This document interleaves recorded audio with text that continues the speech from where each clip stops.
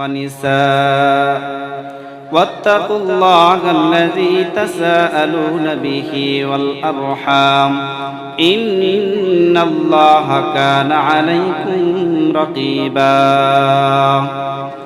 يا أيها الذين آمنوا اتقوا الله وقولوا قولا سديدا يصلح لكم أعمالكم ويغفر لكم ذنوبكم ومن يطع الله ورسوله فقد فاز فوزا عظيما أما بعد فأعوذ بالله من الشيطان الرجيم بسم الله الرحمن الرحيم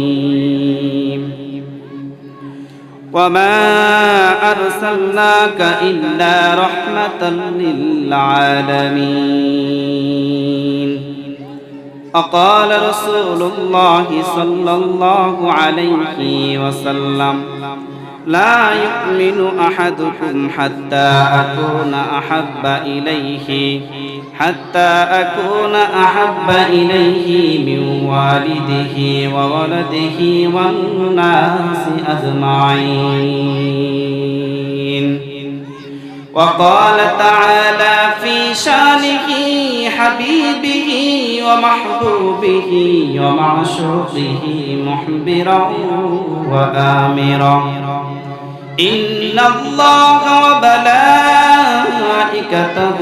يصلون على النبي يا أيها الذين آمنوا صلوا عليه وسلموا تسليما شكل درود إبراهيم پوری زبان کھولے اللهم صل على محمد وعلى آل محمد كما صليت على إبراهيم وعلى آل إبراهيم إنك حميد مجيد اللهم بارك على محمد وعلى آل محمد كما باركت على إبراهيم وعلى آل إبراهيم إنك حميد مجيد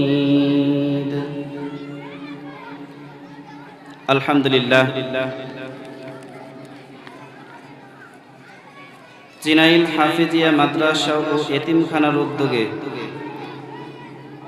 হাফেজ ছাত্রদের পাগড়ি প্রদান উপলক্ষে ৬২তম বার্ষিক ওয়াজ মাহফিল। আজকের ওয়াজ মাহফিলের সম্মানিত সভাপতি, প্রধান অতিথি, বিশেষ অতিথিবৃন্দ, মঞ্চে বসা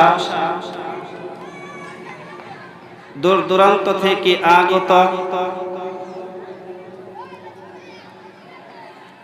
যুবক ভাইয়েরা, কচিকাচা মাসুম বাচ্চারা এবং পিতৃতুল্য বয়োজ্যেষ্ঠ বৃদ্ধরা এবং পর্দার অন্তরালে শ্রদ্ধেয় সম্মানিত মা ও বোনেরা, প্রথমেই আমার পক্ষ থেকে আপনাদেরকে সালাম দিতেছি। আসসালামু আলাইকুম ওয়া রাহমাতুল্লাহি ওয়া বারাকাতুহু।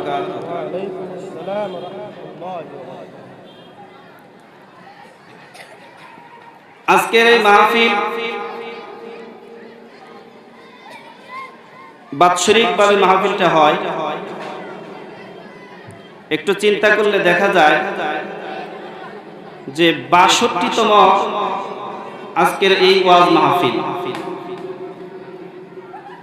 কারণ অনেক দীর্ঘতম একটা ওয়াজ মাহফিল যেটা আমাদের এই গ্রাম থেকে আয়োজন করা হয়, তাও আবার মাদ্রাসার পক্ষ থেকে। কিন্তু আফসোসের বিষয় যে আমরা যখনই দেখি কোনো জায়গায় একটা ওয়াজ মাহফিল হয়, সেই ওয়াজ মাহফিলের মধ্যে লোক সংখ্যা তেমন একটা হয় না। কিন্তু আমরা যদি এখানে আজকের এই কোরআনের মাহফিল না করে আমরা কোনো গানের আসর বানাইতাম, কোনো গানের আসর দিতাম, তাহলে কিন্তু লোকের অভাব হতো না। এই জন্য আল্লাহ পাক রব্বুল আলামিন কোরআনুল কারীমের মধ্যে বলেন যে আমি আল্লাহ তাআলা বান্দাগুলোকে পৃথিবীতে পাঠিয়ে দিয়েছি, আর এই মানব জাতিদেরকে সৃষ্টি করার আমার কিছু উদ্দেশ্য আছে। তো আল্লাহ তাআলা আমাদেরকে কেনই বানাইছেন, কিসের জন্য বানাইছেন, এই বিষয়ে আল্লাহ তাআলা আলোচনা করতেছেন কোরআনুল কারীমের মধ্যে। ওমা খালাকতুল জিন্না ওয়াল ইনসা ইল্লা লিয়াবুদুন, যে আমি আল্লাহ পাক রব্বুল আলামিন জিন এবং মানব জাতিদেরকে সৃষ্টি করেছি একমাত্র আমার ইবাদত বন্দেগী করার জন্য। আমি অনর্থক এই মানুষদেরকে আমি সৃষ্টি করি নাই। তাহলে আজকে সেই কোরআনের মাহফিলে আমরা বসতে পেরে সকলেই খুশি না বেজার? জোরে বলেন, খুশি না বেজার? সেই জন্য সেই মহান রব্বুল আলামিনের দরবারে দিল থেকে উচ্চ আওয়াজে উচ্চ কণ্ঠে আমরা সেই রব্বুল আলামিনের দরবারে শুকরিয়া আদায় করি। সকলেই বলি আলহামদুলিল্লাহ। আজকে আল্লাহ পাক রব্বুল আলামিন এমন একটা মজলিসে আমাদেরকে বসার তৌফিক দিয়েছেন, যে মজলিস সম্পর্কে স্বয়ং আল্লাহ পাক রব্বুল আলামিনের সাথে ফেরেশতাদের কথোপকথন হয়। কিরকম? সংক্ষিপ্ত আকারে হাদিসে কুদসি থেকে একটা বর্ণনা আপনাদেরকে দিতেছি। আল্লাহ পাক রব্বুল আলামিন যখন মানব জাতিকে সৃষ্টি করলেন, তখন আল্লাহ পাক রব্বুল আলামিন এই মানব জাতিকে সৃষ্টি করার উদ্দেশ্য যখন নিলেন যে আমি দুনিয়াতে আমি প্রতিনিধি সৃষ্টি করব, খলিফা নিযুক্ত করব, তখন ফেরেশতারা বলেছিলেন যে ও আল্লাহ, ও আমাদের রব, আমরাই তো আপনার ইবাদত বন্দেগী করি, এরপরেও কেন আপনি মাটির মানুষ কেন আপনি আবার বানাইবেন?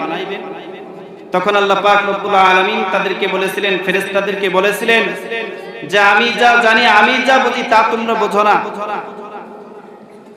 তখন ফেরেশতাদেরকে আল্লাহ পাক রব্বুল আলামিন বললেন, তোমরা দুনিয়ার জমিনে যাও, আর দুনিয়ার জমিনে যাওয়ার পর দেখো আমার বান্দাগুলো কি কাজে, কে কি কাজে লিপ্ত আছে। তখন ওই ফেরেশতারা দুনিয়ার জমিনে আসেন। প্রথমেই দেখতে পান কিছু লোক এক জায়গায় সমবেত হয়ে বসে কোরআনের মাহফিল শুনতেছে, হাদিসের আলোচনা শুনতেছে। এরপরে যখন আরেকটু সামনে অগ্রসর হয়, তখন কিছু লোক মসজিদের মাইকে আজান শুনে দৌড়াইতেছে। এরপর যখন আরেকটু সামনে যায়, তখন দেখে কিছু লোক কোরআনুল কারীম তেলাওয়াত করতেছে। এবার ফেরেশতারা আল্লাহর দরবারে চলে গেলেন। আল্লাহ পাক রব্বুল আলামিন ফেরেশতাদেরকে বললেন যে ও ফেরেশতারা, তোমরা যে দুনিয়ার জমিনে গিয়েছিলে, সেই দুনিয়ার জমিনে যাওয়ার পর, পৃথিবীতে যাওয়ার পর তোমরা কি দেখলা একটু বর্ণনা করো। আল্লাহ পাক রব্বুল আলামিন কিন্তু সবই জানেন। এরপরেও আল্লাহ জিজ্ঞাসা করলেন। তখন ফেরেশতারা বলতে থাকে, রব্বুল আলামিন, আমরা যখন দুনিয়ার জমিনে যাই, দুনিয়ার জমিনে যাওয়ার পর সর্বপ্রথম আমরা একদল মানুষকে এক জায়গায় সমবেত হয়ে কোরআনের হাদিসের আলোচনা করতে দেখেছি। আল্লাহ পাক রব্বুল আলামিন বলেন, এই যে কোরআন এবং হাদিসের আলোচনা করতেছে, এই যে কোরআনের আলোচনা করতেছে এটা কি আমার ইবাদত নয়? সঙ্গে সঙ্গে ওই ফেরেশতারা বলেন হ্যাঁ আপনার ইবাদত। তখন আল্লাহ পাক রব্বুল আলামিন এই প্রথম শ্রেণীর লোকগুলোকে আল্লাহ পাক রব্বুল আলামিন মাফ করে দিয়েছে। সুবহানাল্লাহ। আল্লাহ তাআলা এই প্রথম শ্রেণীর লোকগুলোকে মাফ করে দিয়েছেন। এরপরে যখন আরেকটু সামনে গেলাম, মসজিদের মাইকে আজান শুনতেছে। আজান শুনে ওই মানুষগুলো দৌড়াইতেছে মসজিদের দিকে। আল্লাহ পাক রব্বুল আলামিন ওই ফেরেশতাদেরকে বললেন, এই যে মসজিদের মাইকে আজান শুনে এই বান্দাগুলো দৌড়াইতেছে, এই বান্দাগুলো তো কল্যাণের জন্য দৌড়াইতেছে, এটা কি আমার ইবাদত নয়? তখন ওই ফেরেশতারা বলেন হ্যাঁ আপনার ইবাদত। আল্লাহ পাক রব্বুল আলামিন এই তৃতীয় শ্রেণীর লোকগুলোকেও মাফ করে দিলেন। এরপরে যখন আরেকটু সামনে অগ্রসর হইলাম, তখন দেখতে পেলাম কিছু বান্দা মসজিদে বসে তোমার কুরআনুল কারীম তেলাওয়াত করতেছে, মধুর কণ্ঠে কুরআন তেলাওয়াত করতেছে। রব্বে কারীম বলেন এটা কি আমার ইবাদত নয়? সঙ্গে সঙ্গে ওই ফেরেশতারা বলেন হ্যাঁ আপনার ইবাদত। আল্লাহ পাক রব্বুল আলামিন ওই তৃতীয় শ্রেণীর লোকগুলোকে বিনা হিসাবে জান্নাত দান করে দেয়। আল্লাহ পাক রব্বুল আলামিন এই তিন শ্রেণীর লোকগুলোকে আল্লাহ পাক রব্বুল আলামিন মাফ করে দেন। সেই জন্য সম্মানিত ভাইরা, আমাদেরকে আল্লাহ পাক রব্বুল আলামিন অনর্থক পৃথিবীতে পাঠান নাই, অনর্থক আল্লাহ তাআলা আমাদেরকে সৃষ্টি করেন নাই। ও দুনিয়ার মানুষেরা তোমরা শুনে নাও, শুনে নাও। আল্লাহ পাক রব্বুল আলামিন বলেন আমি তোমাদেরকে অনর্থক সৃষ্টি করি নাই, একমাত্র আমার ইবাদত বন্দেগী করার জন্য সৃষ্টি করেছি। তোমাদেরকে আমি আল্লাহ পাক রব্বুল আলামিন কুরআনের জ্ঞান শিক্ষা দান করেছি। আমি আল্লাহ পাক রব্বুল আলামিন এই কুরআন পড়নেওয়ালাকে আমি আল্লাহ তাআলা মহব্বত করি, ভালোবাসি।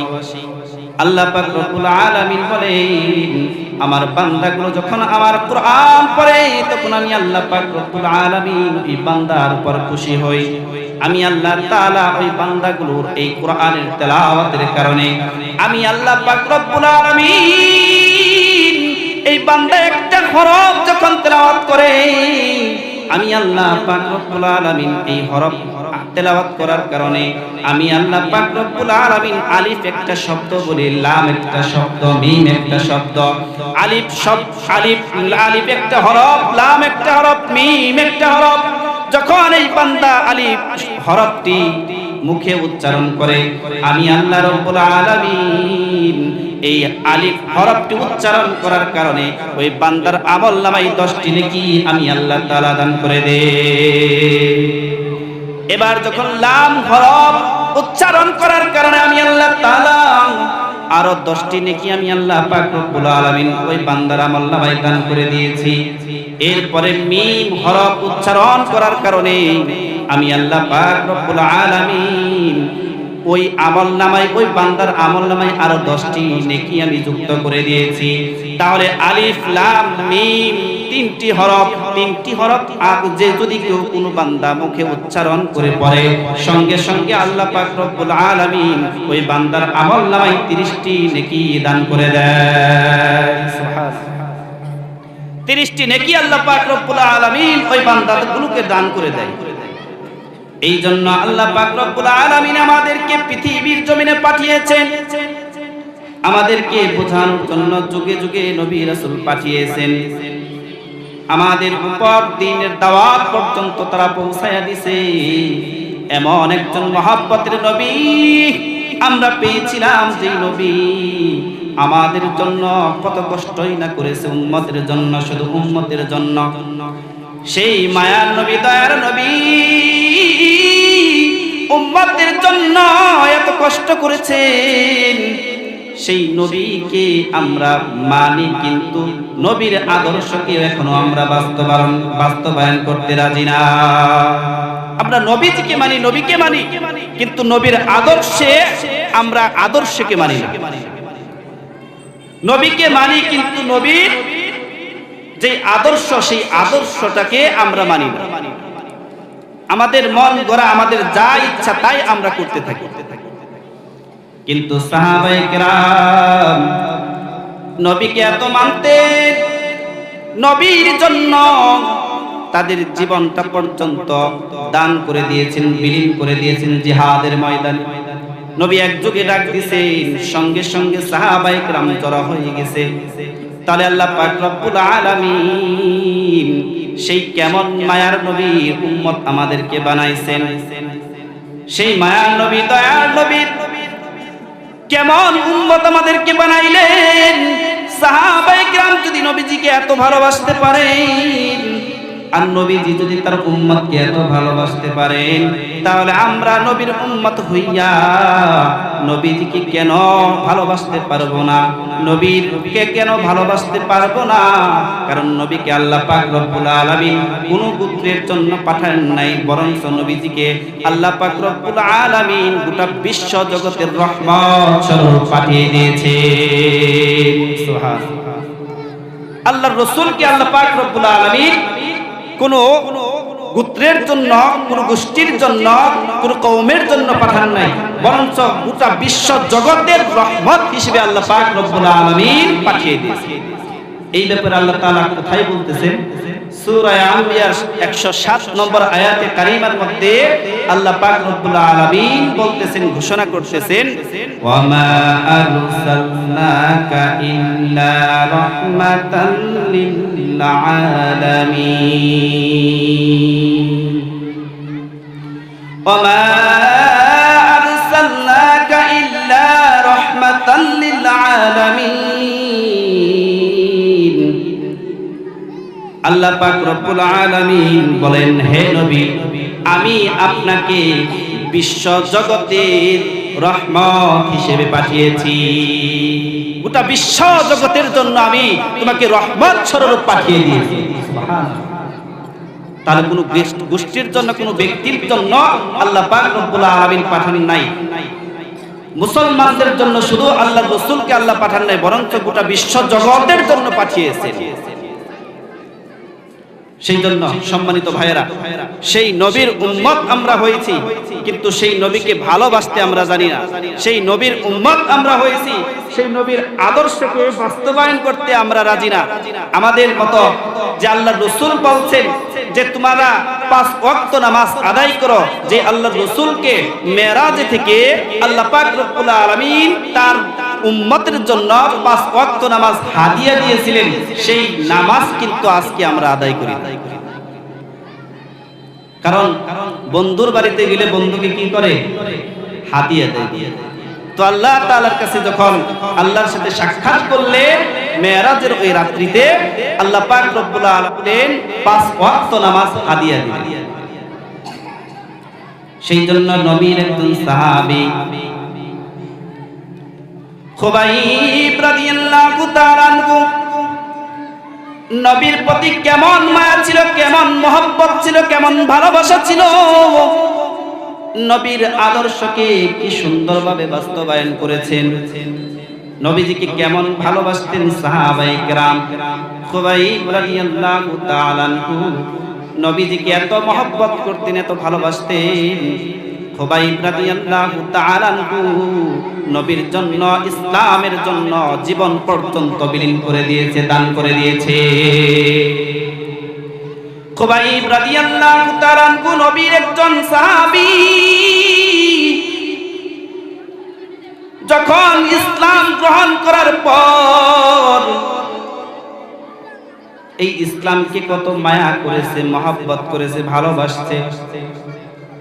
খুবাইব রাদিয়াল্লাহু তাআলা আনহুকে মক্কার কাফেররা এরকম ভাবে মিথ্যা অপবাদ দিয়ে খুবাইবকে ঘেরাও করে ধরেছে। খুবাইবকে টেনে তানঈম প্রান্তরের দিকে নিয়ে যাইতেছে।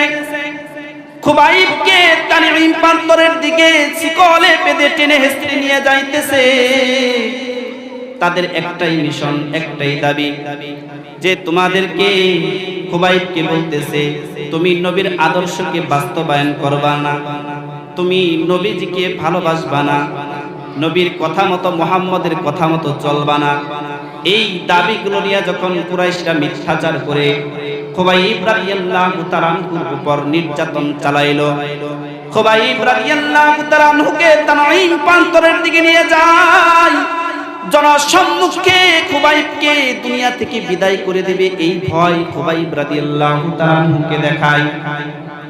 যখন খুবাইবকে শিকলে বেঁধে টেনে হিঁচড়ে তানঈম প্রান্তরের দিকে নিয়ে যায়, তানঈম প্রান্তরের দিকে নিয়ে যায়, পেছন থেকে ওই কাফেরেরা খুবাইব রাদিয়াল্লাহু তাআলাকে, কাফেরের যে শিশু সন্তান যুবক সন্তানরা আছে তাকে পিছন থেকে ঠেলে ধাক্কা দিয়ে সামনের দিকে দেয়।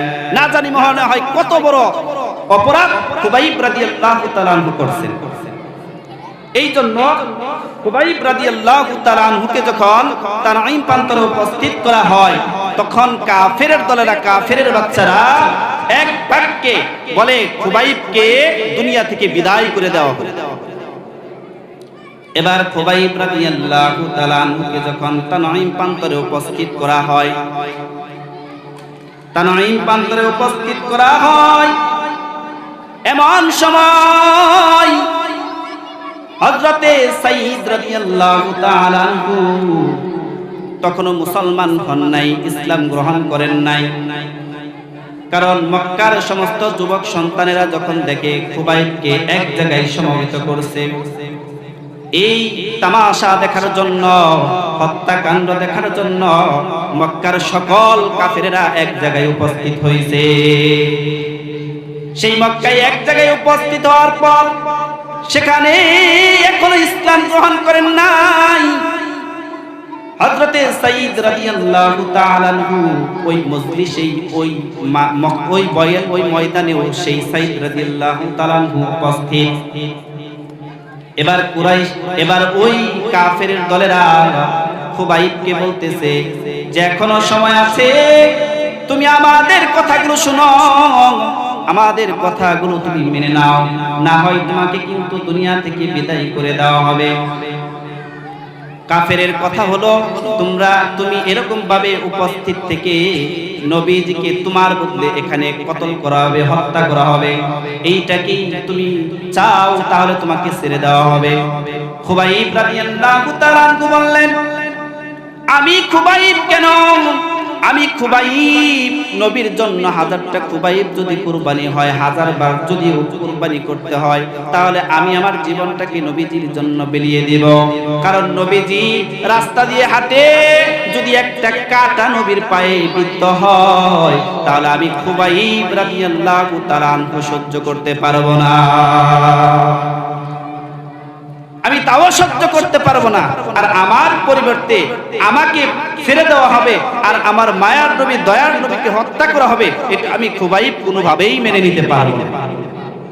এবার কাফেরের দলেরা খুবাইব রাদিয়াল্লাহু তাআলাকে ময়দানে উপস্থিত করার পর ওই কাফেরের দলেরা হযরতে খুবাইব রাদিয়াল্লাহু তাআলার এক একটা অঙ্গ প্রত্যঙ্গ জীবিত অবস্থায় কেটে কেটে ফালাইতেছে, সকল ময়দানের সকল কাফেরদেরকে দেখাইতেছে যে আপনার জীবিত একজন মানুষের অঙ্গ প্রত্যঙ্গগুলো কাটতেছে, হাত কাটতেছে, এরকম ভাবে পা কাটতেছে, নাক কাটতেছে, কান কাটতেছে, এরকম ভাবে কেটে কেটে আর বলতেছে এখনো সময় আছে, ইসলাম ছাড়বা না ইসলাম রাখবা।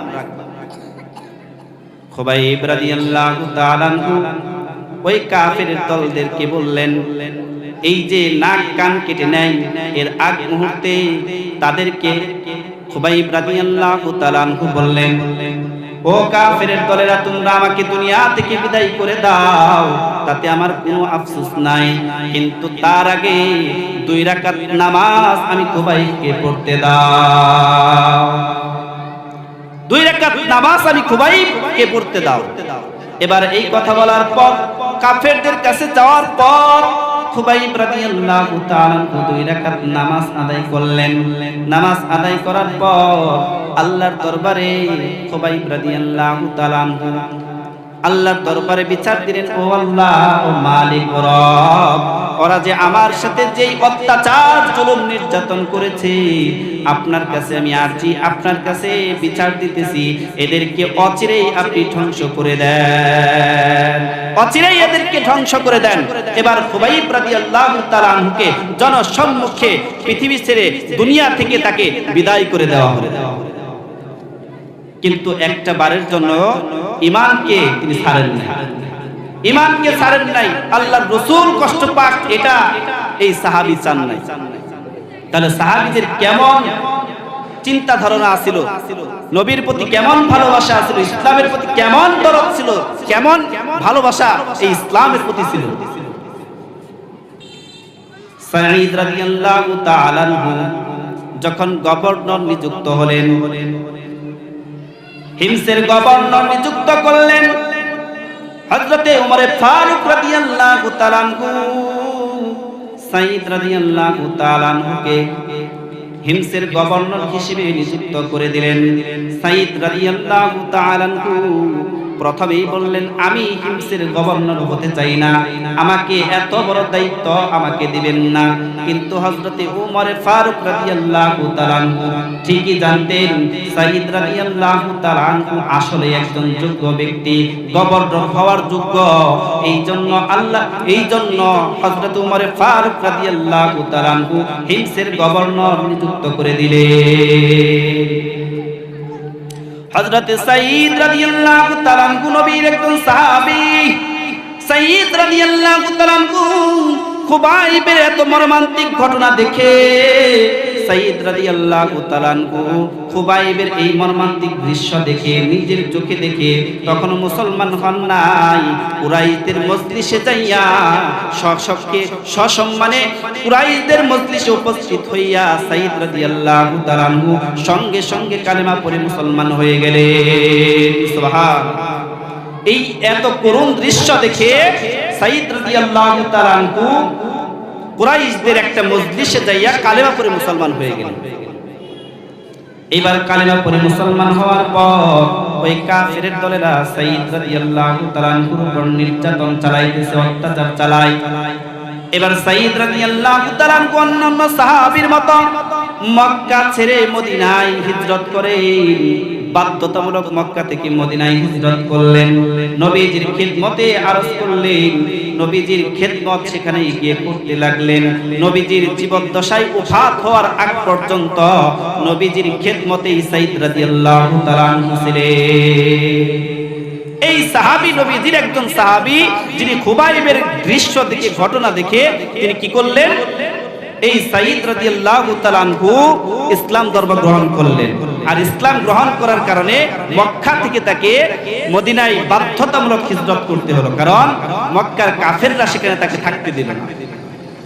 কিন্তু মদিনায় যাওয়ার পর নবীজির খেদমতে তিনি আরজ করলেন, আর তিনি সেই খেদমতের দায়িত্বটা পেলেন। নবীজি ওফাত হওয়ার আগ পর্যন্ত সাঈদ রাদিয়াল্লাহু তাআলা আনহু নবীজির খেদমত করলেন। এরপরে হযরতে সাঈদ রাদিয়াল্লাহু তাআলা আনহু হযরতে ওমর ফারুক রাদিয়াল্লাহু তাআলা আনহু হিমসের গভর্নর নিযুক্ত করলেন। সাঈদ রাদিয়াল্লাহু তাআলা আনহু বললেন, এত বড় দায়িত্ব আমাকে আপনি দিয়েন না, এত বড় দায়িত্ব আমাকে দিয়েন না, কারণ এই দায়িত্বের ভার আমি সামলাইতে পারবো না।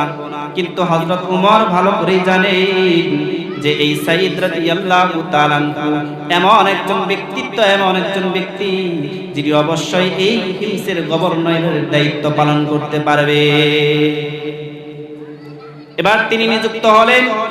এর কিছুদিন পর ওই হিমস থেকে কিছু লোক হযরতে ওমর ফারুক রাদিয়াল্লাহু তাআলা আনহুর দরবারে আসলেন। হযরত ওমর ফারুকের দরবারে এসে হিমসের সকল মানুষের দায়িত্ব, এতিম যারা আছে, যারা অভাবে চলে, অভাব অনটনের মধ্যে চলে, সব কিছুর তালিকা হযরত ওমর ফারুক রাদিয়াল্লাহু তাআলা আনহুর সামনে পেশ করলেন। যে হিমসের যত অসহায় এতিম বাচ্চারা আছে, এতিম মানুষ আছে, অসহায় মানুষ আছে, সকলের একটা তালিকা হযরত ওমরের দরবারে পেশ করলেন।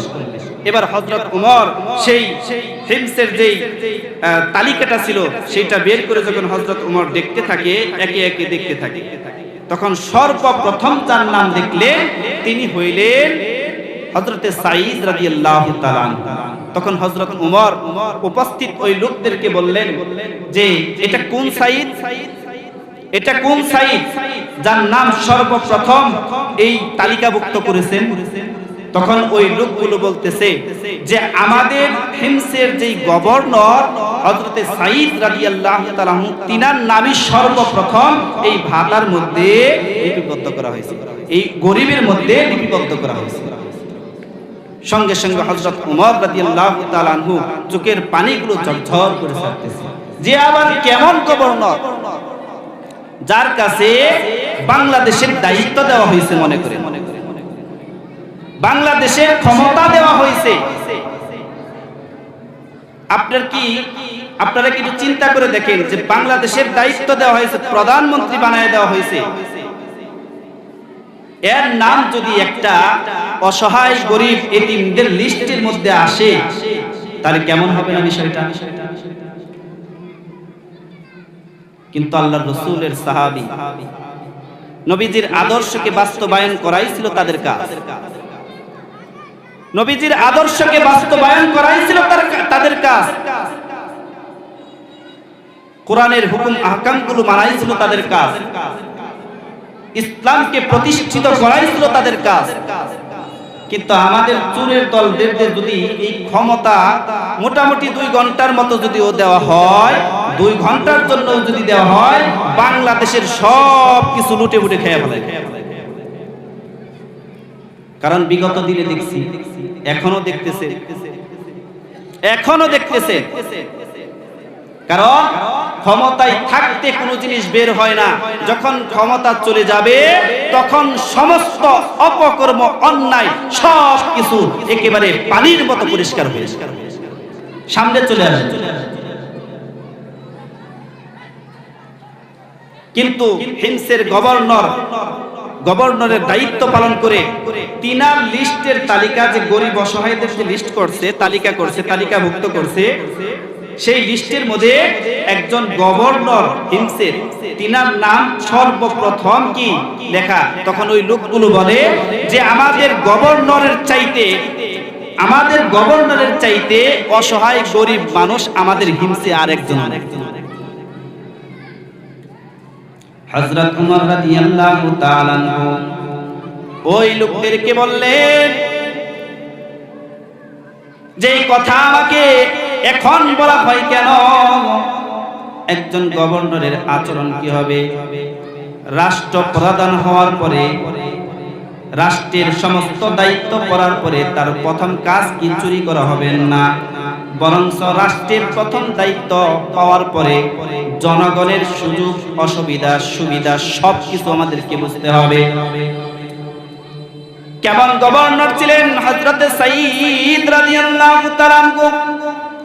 নবীজির আদর্শকে বাস্তবায়ন করাই ছিল তাদের কাজ। হযরতে ওমর ফারুক রাদিয়াল্লাহু তাআলা আনহু তাদের কাছে 1000 স্বর্ণ মুদ্রার একটা থলি দিলেন। 1000 স্বর্ণ মুদ্রা তাদের কাছে দিয়ে বললেন, তোমাদের গভর্নর হযরতে সাঈদ রাদিয়াল্লাহু তাআলা আনহুর কাছে এই 1000 স্বর্ণ মুদ্রার এই থলি পৌঁছায় দিবা, আর বলবা যে আমি হযরতে উমর রাদিয়াল্লাহু তাআলা আনহু এই 1000 স্বর্ণ মুদ্রা তার প্রয়োজনে খরচ করার জন্য দিয়েছি। যখন ওই লোকগুলো হযরত উমরের দরবার থেকে ওই হিমসের যখন গভর্নরের কাছে আসে, সর্বপ্রথম ওই যে 1000 স্বর্ণ মুদ্রা তাদের গভর্নরকে দান করেছিলেন, দিয়েছিলেন, ওই 1000 স্বর্ণ মুদ্রা হিমসের গভর্নর হযরত সাঈদ রাদিয়াল্লাহু তাআলা আনহুর হাতে তুলে দিয়ে বললেন যে হযরত উমর ফারুক রাদিয়াল্লাহু তাআলা আনহু আপনাকে এই 1000 স্বর্ণ মুদ্রা আপনাকে দান করে দিয়েছে। 1000 স্বর্ণ মুদ্রা আপনাকে দান করে দিয়েছেন, পাঠাইছেন। এই কথা শোনার পরে হযরতে সাঈদ রাদিয়াল্লাহু তাআলা আনহু বলতেছেন ইন্না লিল্লাহি ওয়া ইন্না ইলাইহি রাজিউন। বলেন কেন আপনি এটা বললেন? তখন উপস্থিত লোকদেরকে বললেন যে আমার যা আমি যে ভাতাটা আমি বাইতুল মাল থেকে যে ভাতাটা পাই, যেটা আমি রাষ্ট্রীয় সম্পদ থেকে পাই, আমার ওর চাইতে বেশি আমার আর দরকার নাই। আমি 1000 স্বর্ণ মুদ্রা দিয়ে কি করব? এটা আমার দরকার নাই। আমাকে যা দেওয়া হয় এটাই আমার জন্য যথেষ্ট। এই কথা বলে হযরতে সাঈদ রাদিয়াল্লাহু তাআলা চিন্তিত হলেন, চিন্তায় পড়ে গেলেন। হযরতে সাঈদ রাদিয়াল্লাহু তাআলা চিন্তায় পড়ে গেলেন। হযরতে সাঈদ বাড়িতে যাওয়ার পর চিন্তা করতেছে। এবার সাঈদ রাদিয়াল্লাহু তাআলা স্ত্রী স্বামীর মন ভালো না দেখে স্বামীকে জিজ্ঞাসা করতেছে, ও প্রাণের স্বামী, কি হয়েছে আপনার, কি হয়েছে একটু খুলে বলুন।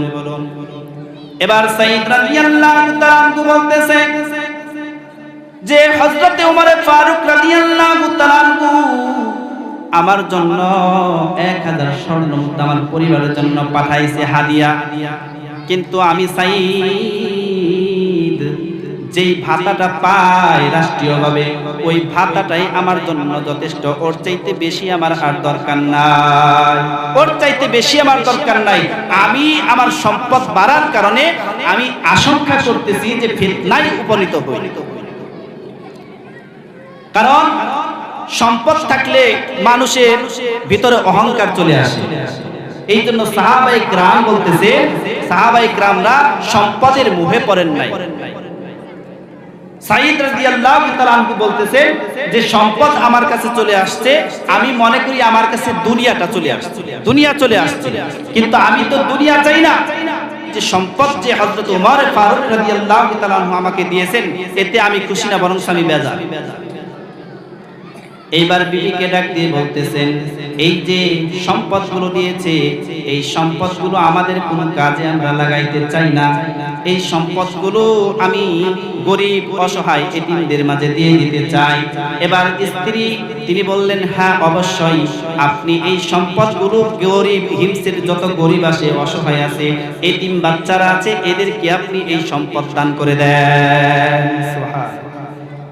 হযরতে সাঈদ রাদিয়াল্লাহু তাআলা আনহু কি করলেন? এই সম্পদগুলো 1000 স্বর্ণ মুদ্রা সব কিছু হিমসের যে গরিব অসহায় আছে তাদের মাঝে বন্টন করে দিলেন, তাদের মাঝে বন্টন করে দিলেন। কি ধার্মিক স্ত্রী তাদের ছিল! এই কাজে, ভালো কাজে তারা সম্মতি জানাইলেন। তিনি সম্মতি জানিয়ে বললেন যে হ্যাঁ, গরিব অসহায়দের মাঝেই এগুলো আপনি বন্টন করে দেন। কেন? তিনি তার পরিবারের জন্য তো রেখে দিতে পারতেন সম্পদগুলো, কিন্তু রাখলেন না। কারণ তার মধ্যে নবীজির যে আদর্শ সেটা পরিপূর্ণই তার মধ্যে ছিল। এবার হযরতে সাঈদ রাদিয়াল্লাহু তাআলা সব সম্পদগুলো ওই 1000 স্বর্ণ মুদ্রাগুলো এরকম ভাবে তিনি দান করে দিলেন। তাহলে নবীর সাহাবীরা আল্লাহর রাসূলকে এত ভালোবাসতেন, আল্লাহর রাসূলের আদর্শকে তারা আঁকড়ে ধরে রাখছেন। আল্লাহর রাসূল উম্মতের জন্য কত কান্না করেছেন, উম্মতের জন্য কত কান্না করেছেন, যে উম্মতকে আল্লাহ পাক রব্বুল আলামিন বলেন, আল্লাহ পাক রব্বুল আলামিনকে বলেন যে অন্যান্য নবীর উম্মতের হায়াত ছিল অনেক বেশি, অন্যান্য নবীর উম্মতের হায়াত অনেক বেশি, সেই জন্য নেক আমল করতে অনেক বেশি, কিন্তু আমার উম্মতের হায়াত অনেক কম, আমার উম্মতের হায়াত অনেক কম। তাহলে এত নেক আমল কেমনি করবে? আল্লাহ পাক রব্বুল আলামিন বলেন, আল্লাহর রাসূলকে ডাক দিয়ে বললেন যে চিন্তিত হওয়ার কোনো কারণ নাই, কারণ আমি আল্লাহ পাক রব্বুল আলামিন ঘোষণা দিতেছি আপনার উম্মতের জিন্দেগীর হায়াত হবে কম, কিন্তু আপনার উম্মতের মধ্যে আপনার উম্মত যখন আমল করবে সেই আমলের বরকত হবে অনেক বেশি। সুবহানাল্লাহ। যদিও 100 বছর, 150 বছর, 200 বছর পর্যন্ত বাঁচছে, অন্য নবীর উম্মতের বয়স এরকম ছিল, হায়াতের জিন্দেগি এরকম ছিল, সেই জন্য আল্লাহ রাসূল বললেন তারা তো নেক আমল বেশি করছে, কিন্তু আমরা তো অল্প সময় আমাদের হায়াত, 100 বছর খুব কমই বাঁচি, 60, 70, 40, 50, তাহলে আমাদের জন্য কি হবে? আল্লাহ রাসূল বললেন যে আপনার উম্মতের জন্য যদিও নেক আমল করবে, হায়াতে জিন্দেগি কম, কিন্তু ওই নেক আমলের মধ্যে বরকত হবে অনেক বেশি। সুবহানাল্লাহ, বরকত অনেক বেশি হবে। এই জন্য আল্লাহ রাসূল হাদিসের মধ্যে বলেছেন, ওয়াকালান নবী সাল্লাল্লাহু আলাইহি ওয়াসাল্লাম, লা ইউমিনু আহাদুকুম হাত্তা আকুনা আহাব্বা ইলাইহি মিন ওয়ালিদিহি ওয়া ওয়ালাদিহি ওয়ান নাসি আজমাইন।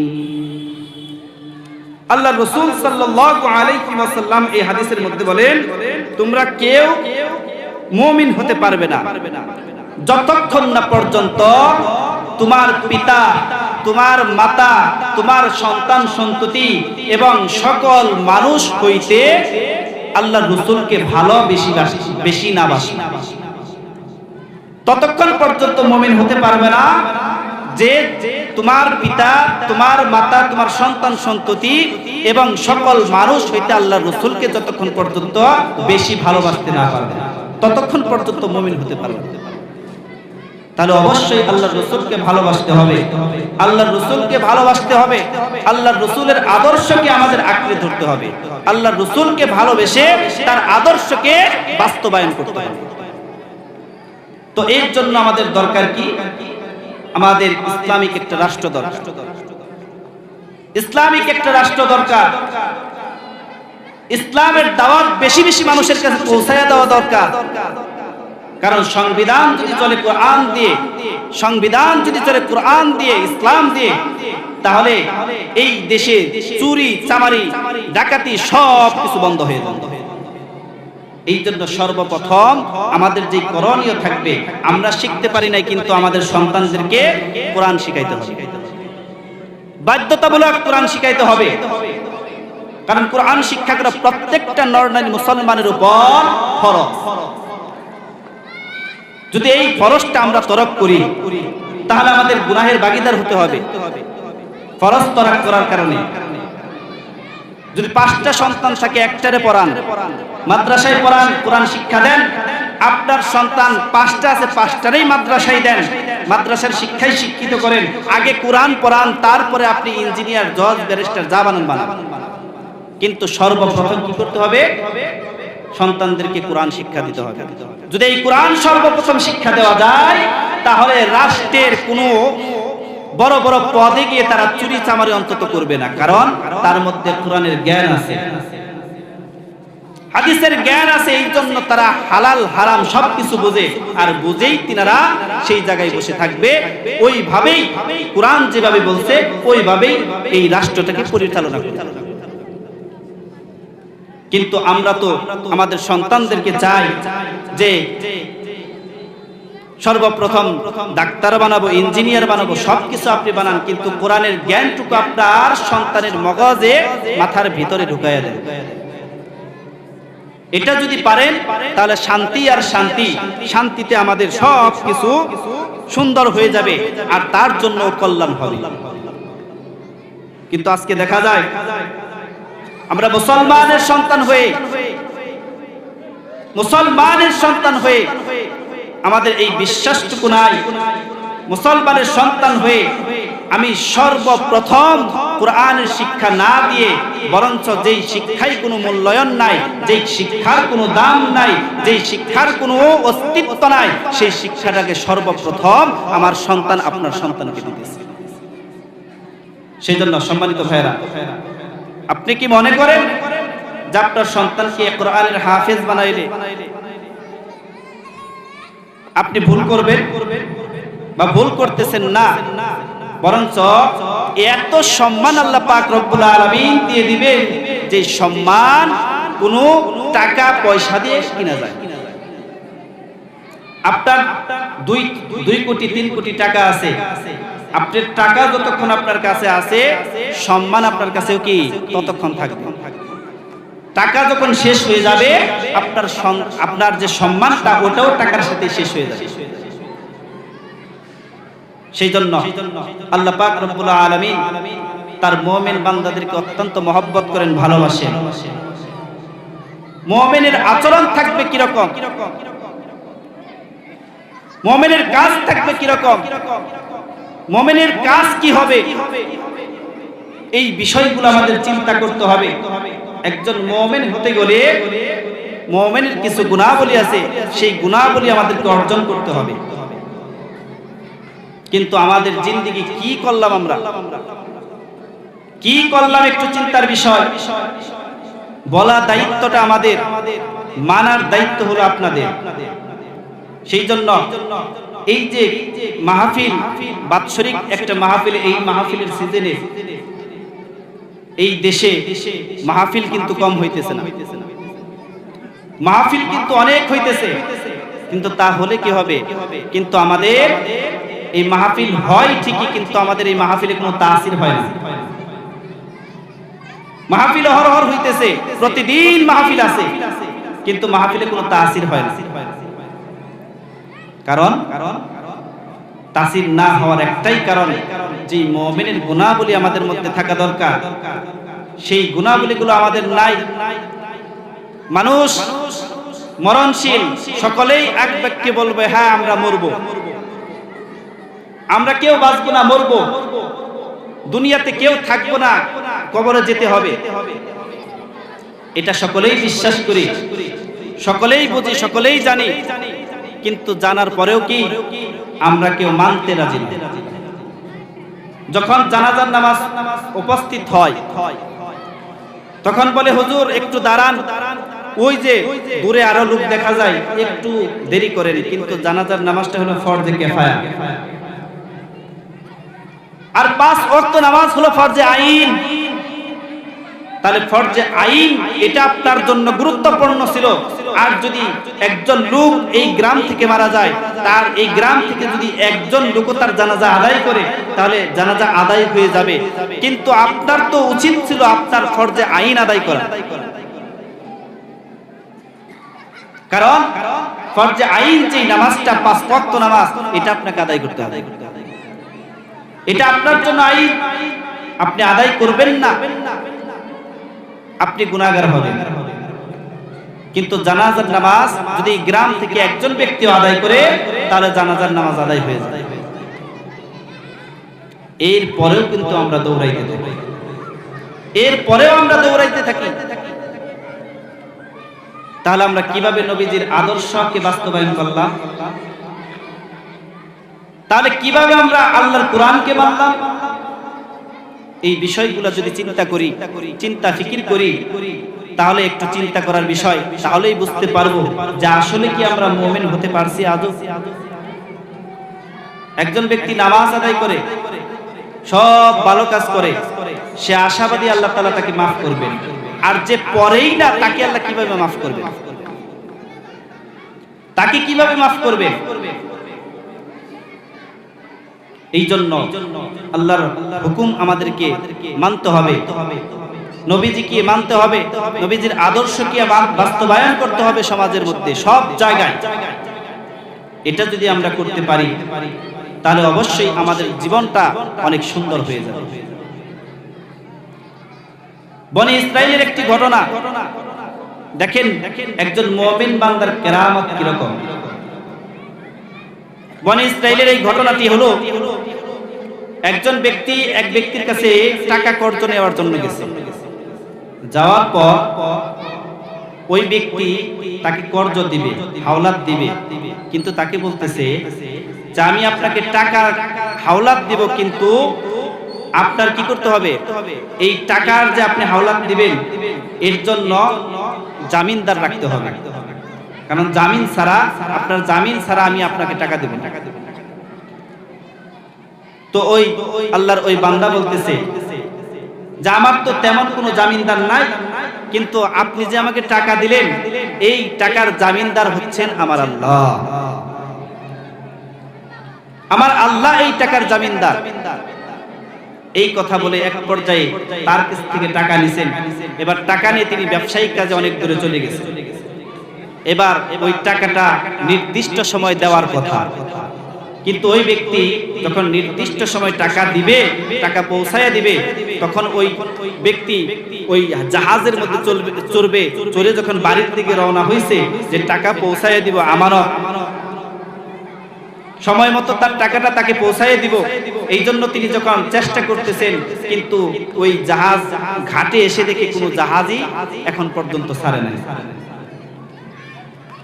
আর ওই লোকটার টাকা দেওয়ার কথা ছিল আজকে। এখন আজকে যদি তিনি আসতে না পারেন, তাহলে ওই যে ওয়াদা করেছিলেন, জামিন আল্লাহ স্বয়ং আল্লাহ রব্বুল আলামিনকে বানাইছেন, সময় মতো টাকা না দিতে পারলে আল্লাহর কাছে তিনাকে কৈফিয়ত দিতে হবে। অনেক খোঁজাখুঁজির পর যখন কোনো জাহাজ পাইতেছে না, তখন তিনি একটা চিন্তা করলেন, আল্লাহর কাছে দুহাত তুলে দোয়া করলেন, আল্লাহ আমার তো এই হাওলাতের এই টাকাটা পৌঁছায়া দেওয়া দরকার, কিন্তু সেই সুযোগটা আমি পাইতেছি না, কোনো জাহাজ নাই এই সময়ের মধ্যে, কেমনে আমি এই টাকা এত দূরে পৌঁছায়া দেই? অতএব একটা কাঠ আনলেন, কাঠ এনে কাঠটা মাঝখান দিয়ে যখন ফেরে ওই কাঠের মধ্যে সমস্ত ওই যে 1000 স্বর্ণমুদ্রা নিছিলেন, ওই স্বর্ণমুদ্রাগুলো ওখানে ভরে তারপরে এই কাঠটাকে নদীতে ভাসায় দিছে। আর আল্লাহকে বললেন যে আল্লাহ, তুমি আমার যেই ওয়াদা আমি তোমাকে দিয়েছিলাম, তোমাকে সাক্ষী বানায় দিয়েছিলাম, তুমি ওই লোকটার কাছে তার এই পাওনার টাকাগুলো পৌঁছায় দাও। সুবহানাল্লাহ, পাওনার টাকাগুলো তুমি পৌঁছায় দাও, কারণ এই মুহূর্তে এই টাকাগুলো এই সময়ে পৌঁছায় দেওয়া আমার পক্ষে সম্ভব নাই। কারণ তুমি এমন কিছু পারো না যে না পারো, যে সব কিছুই তুমি পারো, কারণ সব কিছু পুরা বিশ্ব জগতের মালিক তুমি, অতএব তুমি এটা পারবে, তুমি এই টাকাটা ওই ব্যক্তির কাছে পৌঁছায় দাও। এবার ভাসতে ভাসতে যখন টাকাটা ওই নদীতে ভাসে, যার কাছ থেকে টাকা হাওলাত নিছে ওই লোকটা চিন্তা করতেছে যে ওই লোক তো আজকে টাকা দিবে, অতএব আমি ওই নদীর ধারে গিয়ে দাঁড়াই, নদীর ধারে হয়তো বা লোকটা এসে আমার টাকাটা আমার কাছে পৌঁছাইয়া দিবে।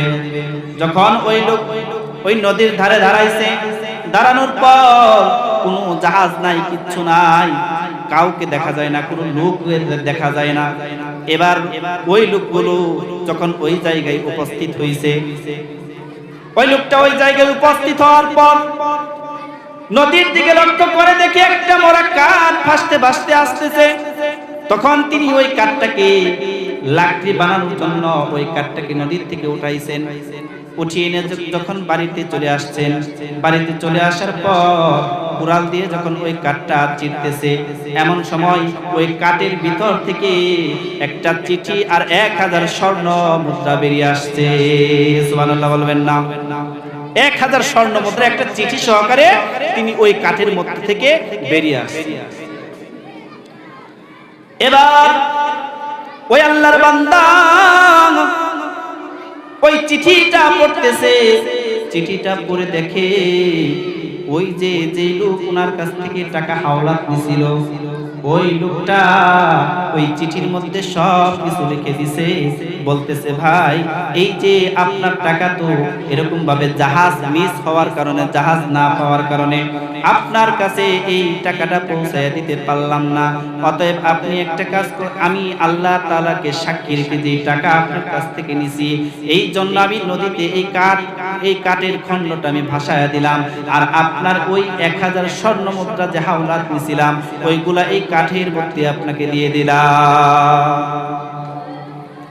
এবার যখন ওই লোকটা পরের দিন বাড়িতে চলে আসে 1000 স্বর্ণ মুদ্রা নিয়ে, তখন ওই লোকটার কাছে যায়, যার কাছ থেকে ওই যে স্বর্ণ মুদ্রাগুলো হাওলাত নিছে, কারণ তিনি পাইছে কি পাই নাই এইটা তার জানা নাই, সেই জন্য ওই লোকটা তার বাড়ি থেকে উপস্থিত হইয়া ওই লোককে বলতেছে, ভাই আপনার কাছ থেকে যেই টাকাটা আমি হাওলাত নিয়েছিলাম সেগুলা সময় মতো ফেরত দিতে পারি নাই, আপনি আমাকে মাফ করে দেন, ক্ষমা করে দেন, কারণ সঠিক সময়ে আপনার টাকাটা আপনার হাতে তুলে দিতে পারি নাই। এবার সঙ্গে সঙ্গে ওই আল্লাহর বান্দা দিয়ে বলেন, ভাই আপনার যেই টাকাগুলো আপনি দেওয়ার কথা ছিল ওইগুলা আমি ওই আগের দিন আমি ওই নদীর পাড়ে যাওয়ার পরে একটা কাষ্ঠখণ্ড পাইলাম, ওই কাঠের খণ্ডের ভিতরে 1000 স্বর্ণ মুদ্রার চিঠি সহ আপনি পাঠিয়ে দিয়েছেন। সুবহানাল্লাহ। এবার লোক বলতেছে যে 1000 স্বর্ণ মুদ্রা আপনি কাঠের মধ্যে পাঠিয়ে দিয়েছেন। আল্লাহ পাক রব্বুল আলামিন তার কুদরতি মাধ্যমে আল্লাহ পাক রব্বুল আলামিন ওই টাকাটা আমার কাছে সঠিক সময় পৌঁছায় দিয়েছে। সুবহানাল্লাহ। এই হইল মুমিনের কেরামত, এটাই হলো মুমিনের কেরামত। আমরা তো মনে করি যে আমাদের সমাজে অনেক সময় আমরা দেখছি ছোটকালে যে এই সাপুরিয়া আসার পর ওরা করে কি ওই ওদের যে এই বশ করা সাপ থাকে এই সাপগুলোকে ছাইরা দিয়া ন্যাঞ্জাদারা টানে আর সমস্ত লোককে এক জায়গায় জড়ো করে আর বলে যে এই সাপটা কেবল জঙ্গল থেকে ধরা হলো, কেবল এই জঙ্গল থেকে সাপ ধরা হলো। এরপরে সব লোক যখন জড়ো হয়ে যায় তখন ওরা একটা ব্যারিকেড দেয় আর ওই ব্যারিকেডের ভিতরে সকলে দাঁড়ায় আর বলে যে তারা এরকম ভাবে ধুলা আছে, এই ধুলা বালিগুলো এক করে ওখানে থাপড় দেওয়ার সাথে সাথে ওই ধুলা বালির মধ্যে আগুন জ্বালায় দেয়। এই আগুন দেখে আমরা মনে করি ওদের না জানি কত বড় কেরামত, ওরা না জানি কত বড় কামিল। এই হইল আমাদের অবস্থা। কিন্তু আসলে এরা কামেল লোক নয়, এরা মুমিন নয়। কারণ মুমিনের গুনাহগুলির মধ্যে মুমিন কোনো সময় মিথ্যা কথা বলবে না, মুমিন কোনো সময় কোনো অন্যায় ভাবে কাউকে কষ্ট দিবে না। এগুলা মুমিনের গুনাহগুলি। আমরা যাকে তাকে বাবা মনে করি, যাকে তাকে আমরা মুমিন মনে করি, যাকে তাকে আমরা আধ্যাত্মিক মানুষ মনে করি, এটা আমাদের ভুল ধারণা। এগুলোর থেকে বেরিয়ে আসতে হবে, এগুলোর থেকে বেরিয়ে আসতে হবে। সমাজের মধ্যে যেই ফিতনা ফাসাদগুলো ছড়িয়ে পড়েছে বিভিন্ন বিষয়ে, এগুলা কোরআন হাদিস দ্বারা সমাধান করতে হবে। তা যদি আমরা সমাজের মধ্যে করতে পারি তাহলে এই সমাজটা সুন্দর হবে, রাষ্ট্র সুন্দর হবে, রাষ্ট্রকে সংস্কার করতে হবে। এই জন্য আমরা তো চাই, অবশ্যই চাই। কারা কারা চাই হাত তুলে দেখাই যে কোরআনের আইন কারা চান বাস্তবায়ন হোক? নারায়ে তাকবীর, নারায়ে তাকবীর। হাত নামান। আমরা সকলেই কিন্তু চাই যে কোরআন দিয়ে রাষ্ট্রটা পরিচালনা হোক।